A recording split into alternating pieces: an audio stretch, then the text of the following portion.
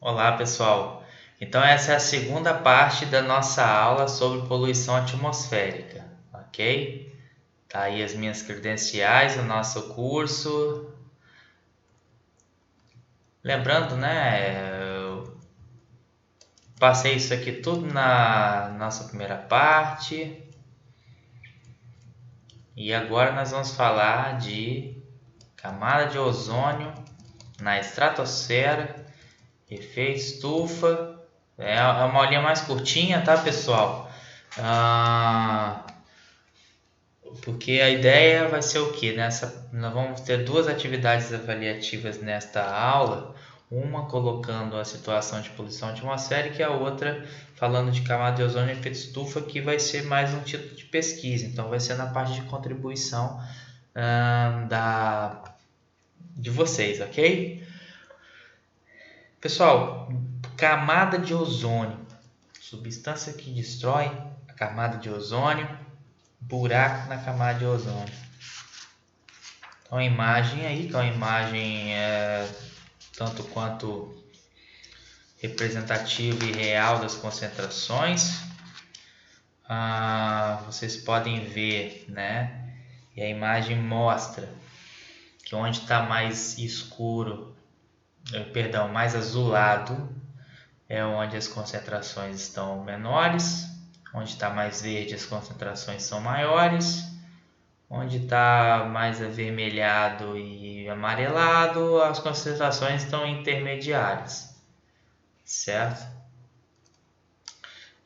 Bom, antes de falar de buraco na camada de ozônio, vamos falar da camada de ozônio, né? Pessoal, existe um mecanismo que acontece na estratosfera, especialmente com o oxigênio, que seria o oxigênio que consegue se deslocar para a camada da estratosfera, né? É lógico que ele não chega e pede permissão para entrar, não é isso, né? A atmosfera em si, a subclassificação e divisão da atmosfera é uma definição nossa, geográfica, mas o oxigênio, algumas moléculas chegam, a pressão é muito menor, a gente precisa entender isso. As moléculas estão muito mais afastadas e lá, sem me referir a esse local. O que acontece é que a radiação solar ela tem um espectro muito grande de radiação. E determinados comprimentos de onda ela se encontram na faixa do ultravioleta. O ultravioleta, quando toca moléculas de oxigênio natural da nossa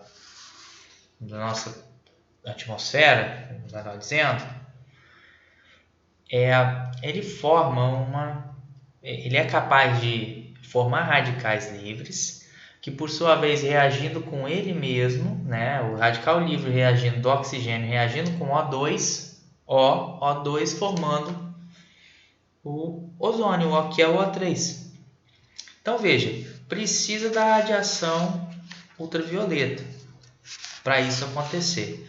Então há um equilíbrio que ao mesmo tempo que o ozônio, que é um gás estável, ele se rompe, ele volta a ser oxigênio e oxigênio radicalar, e aí ele fica nesse equilíbrio. Ora, ozônio, oxigênio, enfim. Então, o que acontece é que em determinado momento, essa quantidade de ozônio e oxigênio que está lá na estratosfera, por conta de usar essas radiações ultravioletas para se promover essa formação de ozônio e O3, que a gente tem o chamado, né, o que explica, né, as reações que explicam essa relação de geração de ozônio, O3 e O2, né, em equilíbrio, são o chamado ciclo de Chapman, ok? Então, nós temos que essa reação consegue absorver as radiações ultravioletas, seja o VA, o VB e até o VC, por conta do ciclo de Chapman. Então, o que acontece, pessoal? Há uma concentração de ozônio na região da estratosfera, então, junto com o oxigênio, que consegue absorver essa radiação ultravioleta por conta desse ciclo de existência. Então, impede que a radiação ultravioleta alcance a superfície terrestre e cause alterações de diversos tipos, porque é uma radiação que é muito forte, capaz de gerar muito radical livre. Então, já seria inapropriado para qualquer ser vivo, especialmente para seres vivos microscópicos e para a saúde humana, porque a radiação ultravioleta já causa problemas de alteração mutagênica e carcinogênica na pele, pode provocar câncer de pele, causa problema nos olhos, principalmente desenvolvimento de catarata. Então, foi se observando, especialmente em regiões do hemisfério sul, alguns desses efeitos da radiação ultravioleta. Pois bem, pessoal, então o que aconteceu? Essa imagem ela mostra que há uma certa diferença das concentrações de ozônio na estratosfera. O que é importante mostrar para vocês é que é o seguinte, pessoal. Essa concentração de ozônio, se a gente pudesse pegar todo o ozônio da estratosfera, nas condições da estratosfera, e confinar para a superfície da Terra, nas condições da superfície da Terra, ou seja, se eu tivesse uma condição de peneirar esse ozônio todo, pegar todo o ozônio da estratosfera e confinar na superfície da Terra, eu terei uma camada de 3 milímetros, certo? Uma camada de 3 milímetros. A quantidade de ozônio que existe na estratosfera, pessoal, é muito pequena comparada aos nossos referenciais de dimensão de substâncias. Muito pequena, são 3 milímetros na nossa realidade aqui. Logicamente que lá ele está todo espalhado na estratosfera. Veja, o ozônio ele é muito sensível em termos de reatividade. Então, por muito tempo, principalmente na época da Guerra Fria, Estados Unidos e, enfim, até mesmo outras potências mundiais da época, mas principalmente os Estados Unidos, eles desenvolveram uma técnica para medir a concentração de ozônio na estratosfera, certo? Por quê? E essa técnica nada mais é que uma aplicação de uma radiação ultravioleta, entende? A radiação ultravioleta consegue fazer e mensurar a concentração do ozônio na estratosfera. É simples de fazer. E isso pode ser feito por satélite. Um monitoramento feito, uma metodologia simples, faz um monitoramento e consegue estimar a concentração de ozônio na estratosfera. Mas por que isso? A ideia era que qualquer atividade nuclear que poderia ser feita, e era feita à época, qualquer atividade nuclear, por conta do chamado, no momento da explosão, vocês já viram alguns vídeos de testes nucleares, enfim, até a explosão das bombas atômicas de Hiroshima e Nagasaki, a formação de um cogumelo que pode chegar até 30 km de altitude. Lembrando que a troposfera ela tem até 11 km, 12, pode chegar até 16 na linha do Equador, mas esses cogumelos eles podem chegar até 30 km de altura. E quando esse cogumelo formado de uma explosão nuclear chega até a estratosfera, ele simplesmente aniquila as concentrações de ozônio naquele momento, naquela região. Tá? Então, o monitoramento era feito nesse sentido. Porém, com o passar dos anos, né, e os monitoramentos anuais começaram a mostrar que na época do verão, no sul, no Polo Sul, começou a concentração de ozônio cair muito, né, e por tempo prolongado, e à medida que aumentava, passava esses anos e aumentando. E isso foi medido desde 73 até sim, né? A partir de 73, 69 começou a ter, né? 73 vamos dizer, começou a ter esses dados de maneira mais efetiva. Então, nesse momento do verão, começou a observar isso, o verão no Polo Sul. E foi aumentando, tá? Eu só peguei um retrato aí, mas ele foi aumentando. Chegou até o sul do Brasil. Argentina, Chile e outros países também sofreram com isso. África do Sul, enfim. E é claro que também caiu, no modo geral, a concentração do ozônio como um todo, tá? Em todo o planeta. Mas nessa região do Sul se sentiu mais um efeito maior. Então veja, pessoal, não poderia ser uma atividade nuclear que justificaria isso que estaria acontecendo na Antártica. E no sul era algo muito persistente e de proporção continental. Não poderia ser uma atividades nucleares naquela região. Então aconteceu que essa situação, né, começou a ser estudada pelos cientistas 70, 80, né?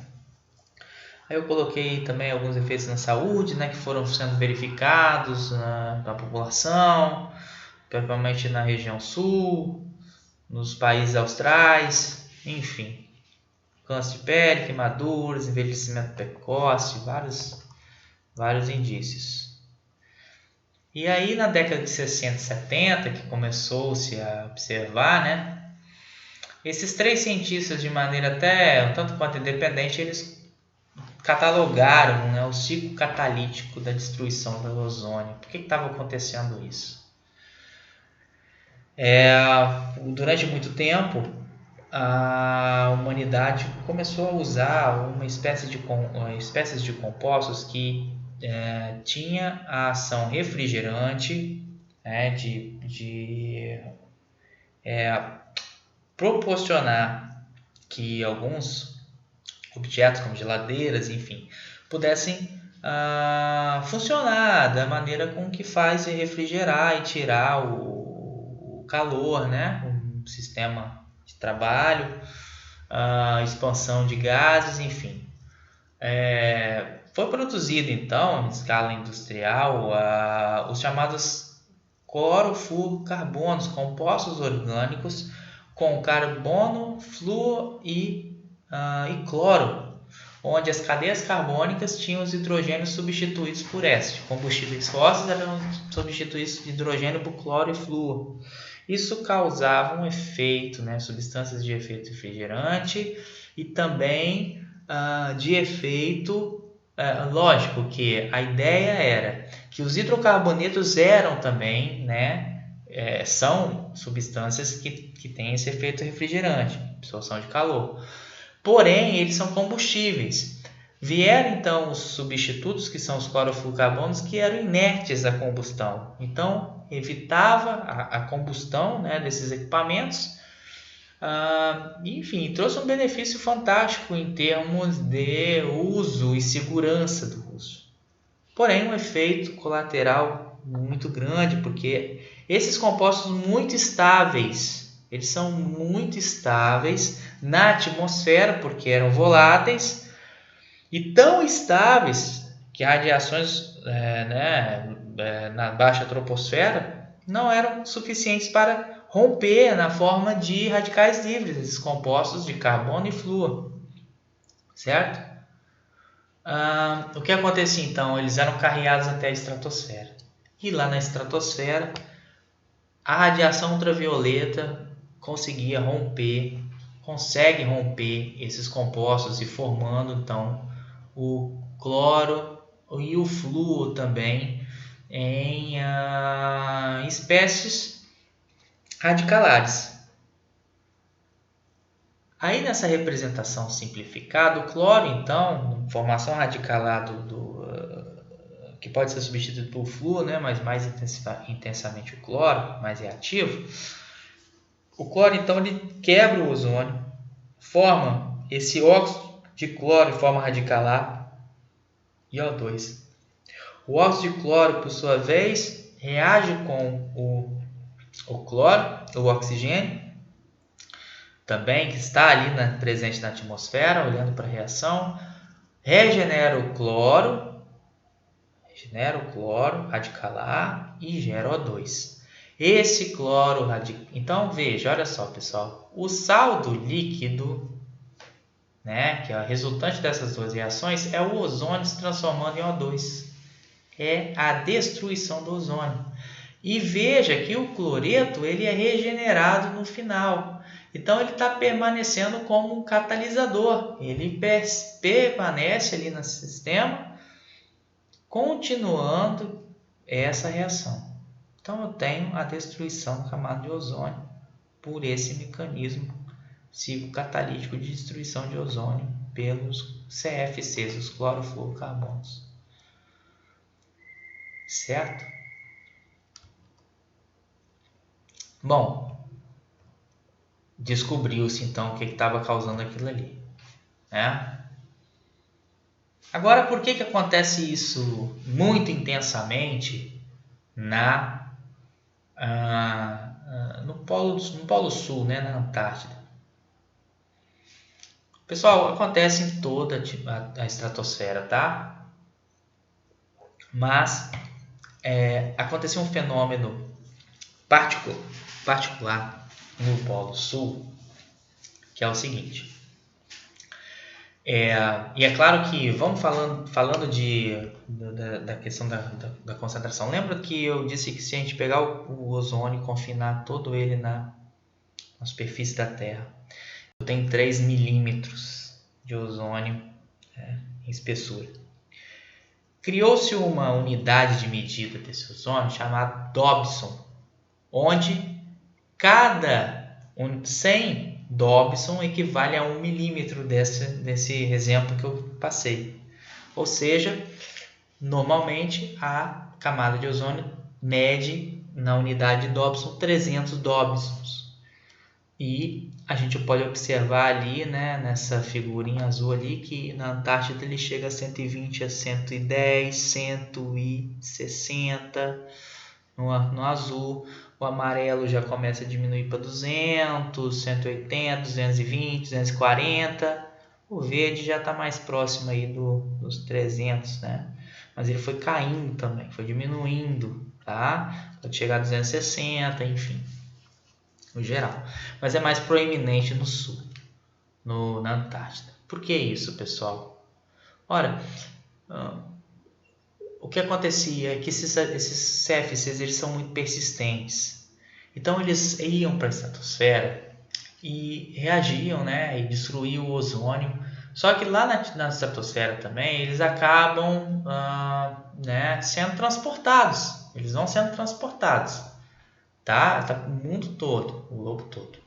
Existem algumas espécies de ventos que são causados pela chamada força de Coriolis, os ventos elíseos, que são ventos que substâncias muito persistentes elas tendem a ser carregadas para os polos do planeta por conta da rotação do planeta. Olha, vou tentar explicar. Em força de Coriolis, o ar ele é como se estivesse uma inércia, então há o fluxo desse ar para as regiões polares, tá? Veja, então,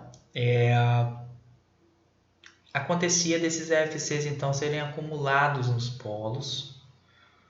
Porém, o que acontecia no Polo Sul, por ter um continente, Acontece que havia e há, na verdade, né, isso acontece até hoje, há uma circulação dos ventos ao redor da Antártida, que é um continente, uma ilha, tá?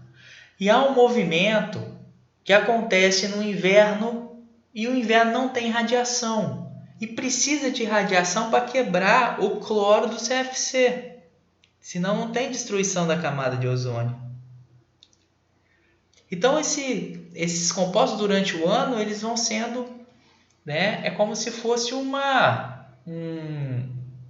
vamos pensar num ciclone ou um tornado que vai absorvendo substâncias, né, que estão ali e vai concentrando elas ali dentro.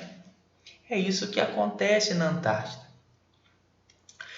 Podemos imaginar o Polo Norte, mas o Polo Norte não tem um continente, ele é o Ártico.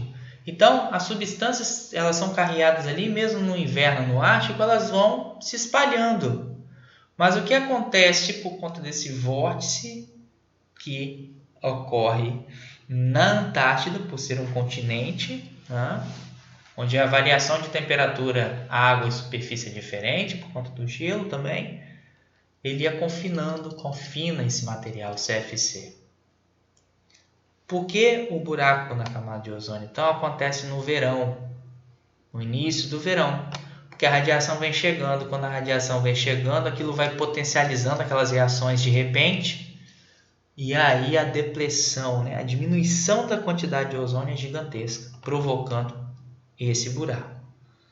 E ele expandia, obviamente, porque a concentração ia cada ano passava era mais CFC ali, né, que era emitido dessas substâncias aerosóis utilizadas. E aí eu tinha o buraco na camada de ozônio, certo? Então, pessoal, esses 3 pesquisadores, né, conseguiram provar isso e foram agraciados com o Prêmio Nobel em 1995. Por quê, pessoal? Isso foi uma descoberta fantástica do ponto de vista ambiental, de gestão ambiental. Conhecimento científico aplicado. E aí, pessoal? Era uma situação muito complicada. Foi descoberta. Precisava de medida. E veja, pessoal, a medida ela não poderia ser isolada, os países não poderiam tomar medida isolada. Os CFCs, produto mundialmente utilizado para geladeira, conservação de alimento, aerosóis, enfim, tintas e, né, aplicação de tintas como aerosóis, enfim, várias outras coisas para refrigeração. Foi feita então a Convenção de Viena para a proteção da camada de ozônio, uma convenção internacional multilateral com países envolvidos, estabelecer então em 87 o Protocolo de Montreal sobre substâncias que destroem a camada de ozônio. A partir da Convenção de Viena, então em 85, que foi feita, eles estabeleceram na convenção, né, os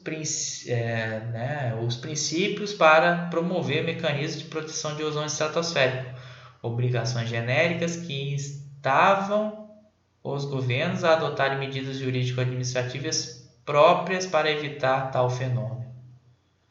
E aí o Protocolo de Montreal ele impôs uma série de obrigações para reduzir o consumo, o uso e produção dessas substâncias. Certo?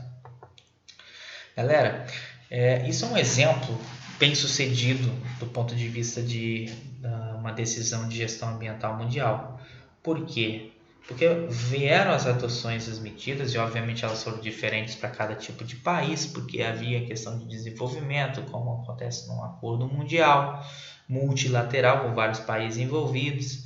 Então há uma série de negociações que acontecem e as medidas são colocadas e os países têm que atender para colaborar efetivamente com um resultado bom resultado, né, para evitar e minimizar esses danos.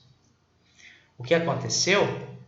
Vamos lá. O que aconteceu antes de falar, né, disso, lógico. Né? O que aconteceu, pessoal, é que os países foram adotando medidas e adotam até hoje, porque foram ouvindo substitutos, foram ouvindo prazos de banimento, foram ouvindo controle de produção, e depois as outras substâncias que vieram para substituir os CFCs, que foram os HCFCs, porque colocava átomos de hidrogênio na cadeia carbônica, o hidrogênio é facilmente capturado por um radical livre, então ele não consegue, né, muitas quantidades. Isso é o que apareceu em YouTube. Não consegue, elas não conseguiam, perdão, né?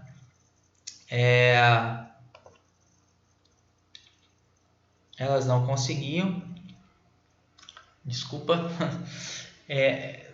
não alcançavam grandes quantidades a estratosfera, porém chega a quantidade de HCFC lá em cima e aí libera o cloro e provoca a destruição.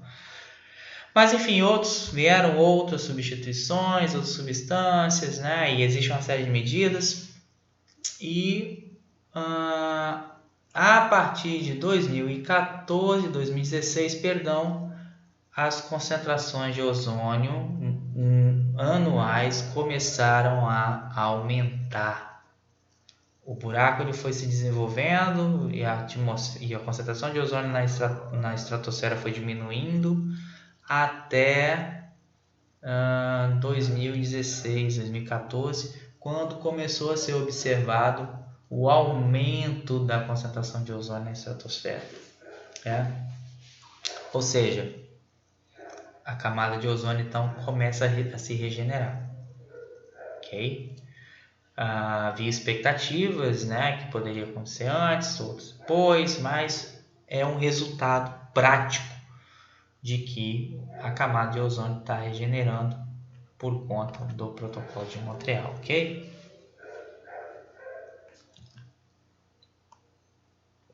Muito bem, pessoal, é sempre a questão da camada de ozônio, né? Já tem uma aula aqui de 27 minutos falando disso. Mas lá nos exercícios eu vou colocar um pouquinho de pesquisa para vocês, tá? Para aprofundar. Mas fizemos. Efeito estufa, aquecimento global, mudanças climáticas. Coloquei os 3 temas aí. Pessoal, esse assunto é um assunto que a gente pode ficar horas discutindo. E muito do que vai ser falado nessa disciplina mais lá na frente, na parte de crise ambiental e desenvolvimento sustentável, está relacionado com esse tema. Então, vou me prender aqui a explicar o fenômeno por enquanto, mas já no exercício avaliativo que vai, né, já vou começar a introduzir algum tipo de pesquisa para vocês já irem se familiarizando com isso. Mas a ideia da aula aqui é falar sobre esses fenômenos, dar alguns dados científicos sobre, não muito. Mas enfim, efeito estufa então, pessoal, vamos lá. É a capacidade que a atmosfera terrestre tem de reter parte da radiação infravermelha, que vamos usar essa imagem aqui, né? Então, o efeito estufa, tá? É a capacidade que a atmosfera tem de reter a radiação infravermelha emitida da Terra a partir da radiação solar. A radiação solar entra na Terra, certo? A superfície absorve e emite na forma de radiação infravermelha. A radiação do Sol é radiação visível, outros tipos de radiação, enfim. Ok? Então, olhando essa imagem aí, né? Nós vemos o Sol então fornecendo essa energia e a atmosfera retendo a radiação infravermelha gerada, certo? Se nós temos isso então, pessoal, acontecendo pelas circunstâncias naturais, pela presença de CO2, enfim, nós temos o efeito estufa, que é justamente o que preserva a temperatura na Terra temos a manter a água em estado líquido para a base da vida, né? Então, as temperaturas na superfície da Terra são reguladas pelo efeito estufa. A atmosfera regula isso. Bem, nós temos ali no gráfico aí um exemplo, né, do balanço de energia da Terra. Vindo aí, né, que existe a absorção, uma quantidade aí de radiação que entra na atmosfera terrestre de 342 ali, o metro quadrado, perdão. Parte já é refletida pelas nuvens, os aerosóis que estão na atmosfera. Parte é refletida diretamente pela superfície da Terra. E grande parte ali, cento e tanto ali, é absorvida pela superfície. E depois a emissão da radiação infravermelha, né? A superfície emite uma quantidade de calor que vai ser, né, emitida de volta, mas ela também é reabsorvida, né, refletida e também emitida para voltando, né, saindo do planeta, certo? Então esse é o sinal.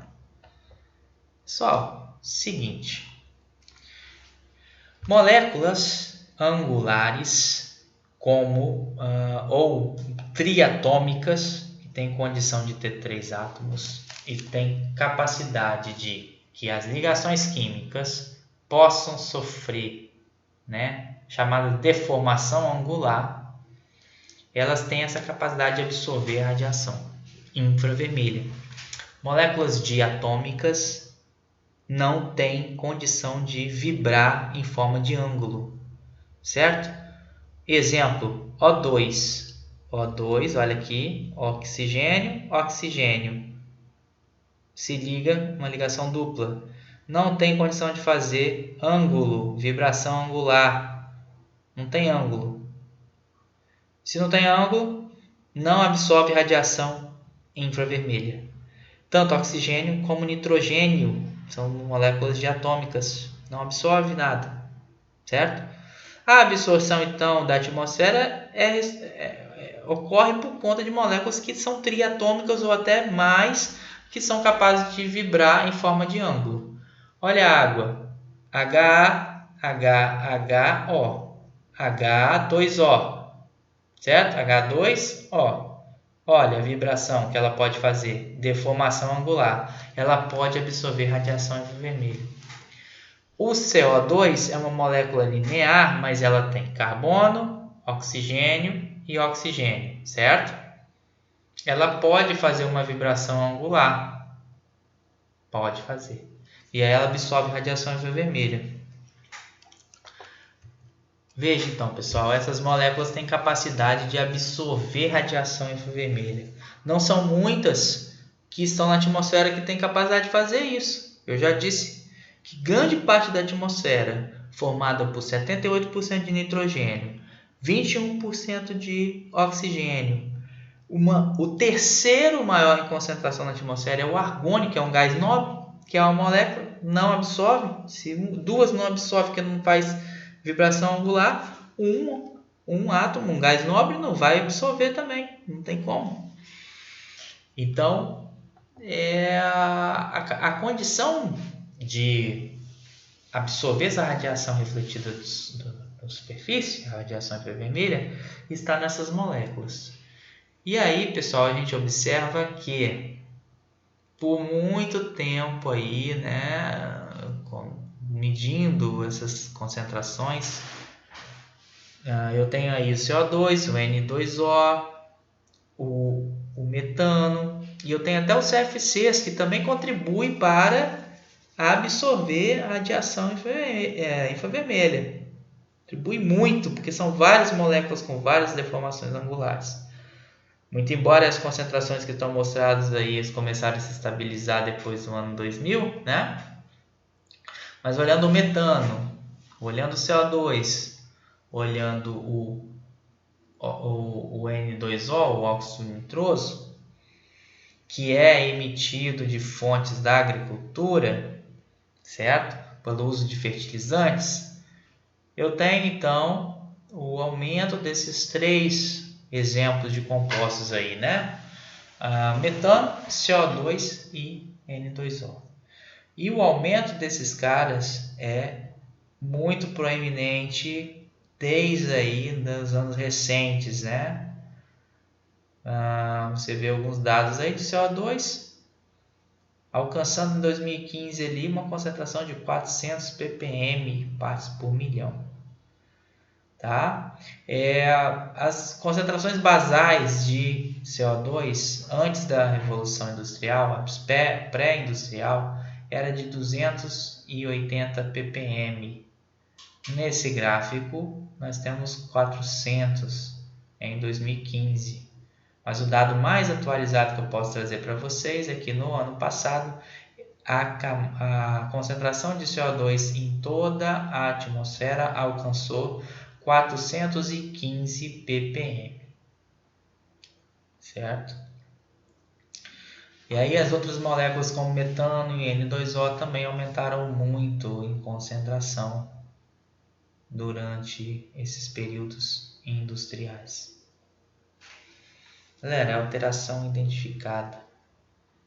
É muito razoável que essas concentrações desses poluentes, e tem muitos outros, inclusive, que conseguem absorver em janelas de comprimento de radiação infravermelha muito, né, amplas e variadas, ou seja, o CO2 absorve numa faixa de infravermelho, o metano em outra, o N2O em outra, outras substâncias vão preenchendo essas janelas e absorvendo a radiação solar. Então é inegável que a temperatura, o aumento dessas substâncias, incrementa o efeito estufa. Então o incremento do efeito estufa provocado pela ação antropogênica, a ação do homem em emissão dessas substâncias na atmosfera, acontece a variação da temperatura média da Terra, que pode variar ali nesse gráfico de 1880 até 2000, né? A gente pode ter o ano 2000 e um pouquinho para frente ali, né? A gente tem uma variação que pode chegar aí a 1 grau Celsius. E veja que em anos mais recentes inclinou-se ainda mais, porque aumentou a concentração. Então, há uma evidência científica muito forte no aumento da temperatura da Terra, intensificada pela concentração dessas substâncias na Terra. Lembrando que alguns tipos de poluição e outros efeitos provocam a diminuição da temperatura da atmosfera, como materiais particulados sólidos, aerosóis, sulfatos na atmosfera, que incrementam a capacidade de reflexão dessa radiação, formando o albedo. Então, o que acontece é que além dessa compensação negativa, eu tenho a resultante, o aumento da temperatura. Certo? E aí, né, por mais que tenhamos cientistas que ainda, né, refutam essas teorias, os dados mostram isso. Então, é quase um consenso científico hoje de que a contribuição do homem na atmosfera tem causado o aumento da temperatura. O aumento da temperatura, pessoal, ele acaba proporcionando diferentes cenários, né, na questão do aumento da temperatura proeminente, e os estudos feitos pelo IPCC, Intergovernmental Panel of Global ou Climate Change, certo? Desculpa meu inglês a la Joel Santana aqui hoje, né? Tem tempo que eu não tenho comunicado aí, Mas é isso. O IPCC, então, é um grupo de cientistas que trabalha com as previsões das temperaturas, né? E aí cenários com medidas, cenários mais severos, sem controle, uso de combustível fóssil, né? Em amarelo, e aí mesmo adotando medidas ali, o crescimento da temperatura é um pouquinho mais inclinado, em medidas mais restritivas, né, em questão de uso de combustível, troca de energia. Nós vamos falar isso na nossa aula específica. Nós temos então realidades aí, né, vindouras a depender das medidas que vamos adotar. E aí uma relação direta é em relação ao degelo, que talvez é um impacto muito grande, o degelo das calotas polares.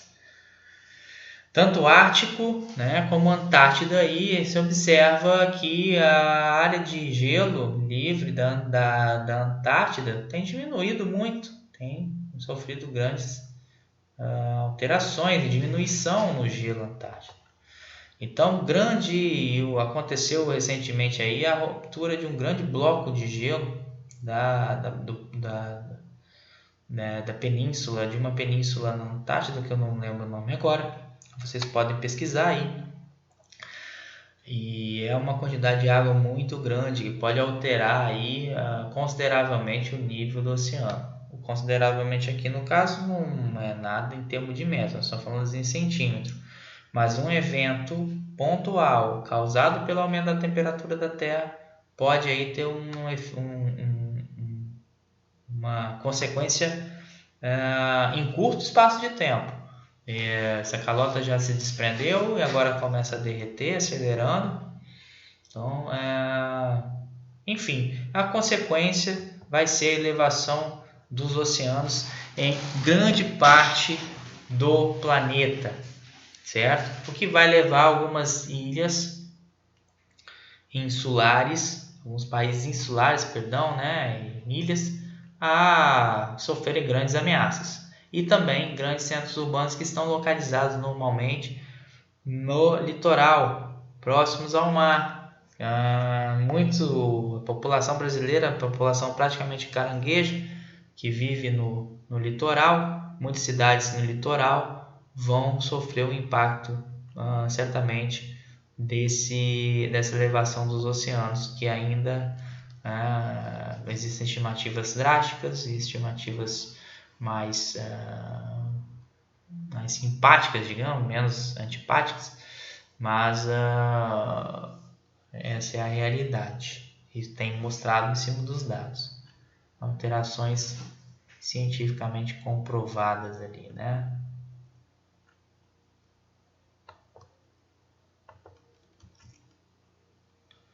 Pois bem, pessoal,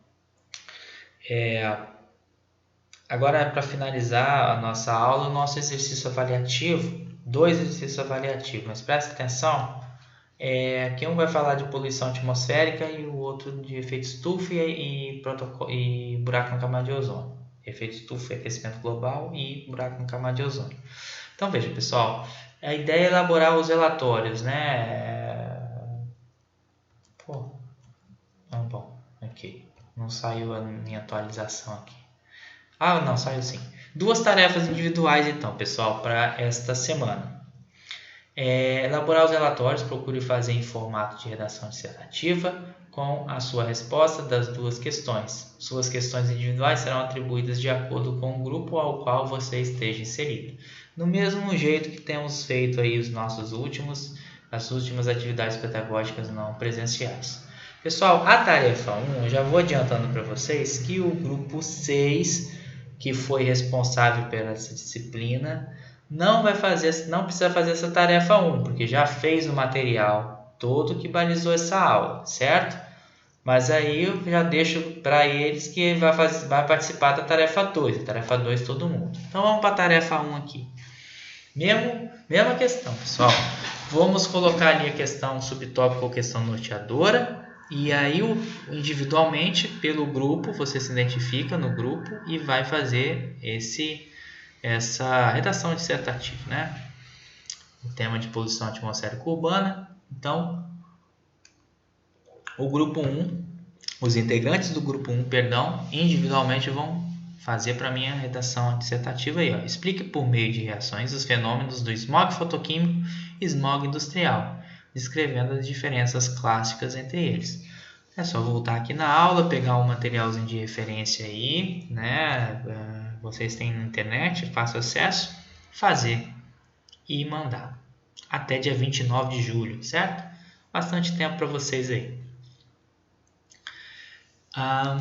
O grupo 2, os integrantes do grupo 2, então, individualmente vão fazer. Explique detalhadamente o fenômeno da chuva ácida, descrevendo as alterações de pH provocadas pela poluição atmosférica, bem como os impactos e efeitos. Tá tudo aqui na aula, pessoal.